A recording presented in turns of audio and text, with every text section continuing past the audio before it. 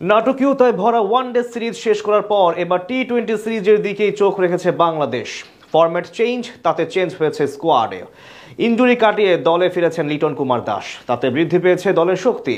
একাদশে কি ফিরবেন জাকের, নাকি সোহানের উপর ভরসা রাখবেন ক্যাপ্টেন? ছন্দে থাকা টি-20 ফরম্যাটে ওয়েস্ট ইন্ডিজের বিপক্ষে সিরিজের প্রথম ম্যাচে কেমন একাদশ নিয়ে মাঠে নামবে বাংলাদেশ, তাই জানবো রিপোর্টে। ওয়ানডে ফরম্যাটে দারুণ এক সিরিজ জয় করেছে বাংলাদেশ।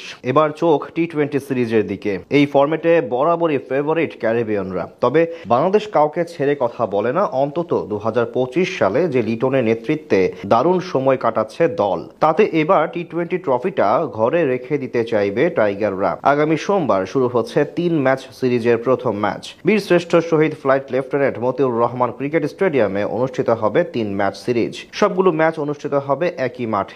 টি-20 ক্রিকেটে দুবার বিশ্বকাপের শিরোপা জিতেছে ওয়েস্ট ইন্ডিজ। মনে হতেই পারে যেন এই ফরম্যাটে তাদের সাথে যোজন যোজন পার্থক্য বাংলাদেশের। যদি এমন মনে হয় তবে এটা একেবারেই ভুল ধারণা। এখন পর্যন্ত সংক্ষিপ্ত ফরম্যাটে দু দলের মাঝে দেখা হয়েছে 19 বার, যেখানে 9 বার জিতেছে ওয়েস্ট ইন্ডিজ ও 8 বার জিতেছে বাংলাদেশ। বাকি 2 ম্যাচ হয়েছে পরিত্যক্ত।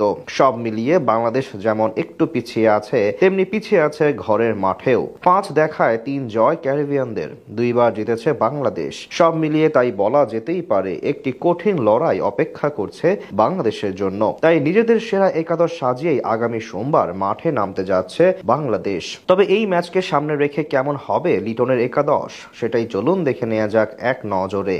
ওপেনার হিসেবে এখন সাইফ হাসানের দলে জায়গা পুরোপুরি পাকা। শেষ ম্যাচে দারুণ পারফরমেন্স দেখিয়ে তিনি বুঝিয়ে দিয়েছেন শুধু মাঝে 2টি ম্যাচ বাজে কেটেছে তার। তবে আবারও প্রস্তুত হচ্ছেন তিনি নিজের দায়িত্ব পালনে। প্রশ্ন হচ্ছে কে হবে তার ওপেনিং সঙ্গী। ডানহাতি বাহাতি যদি বিবেচনা করা হয়, সেক্ষেত্রে পারভেজ হোসেন ইমনের সুযোগ পাওয়ার সম্ভাবনাই সবচেয়ে বেশি। এছাড়াও 2-2 4 মেলাতে গেলে সাম্প্রতিক ব্যর্থতায় তামিমের বাদ পড়ার সম্ভাবনাও বেশি। 3 নম্বরে ব্যাট করবেন দলের অধিনায়ক লিটন কুমার দাস।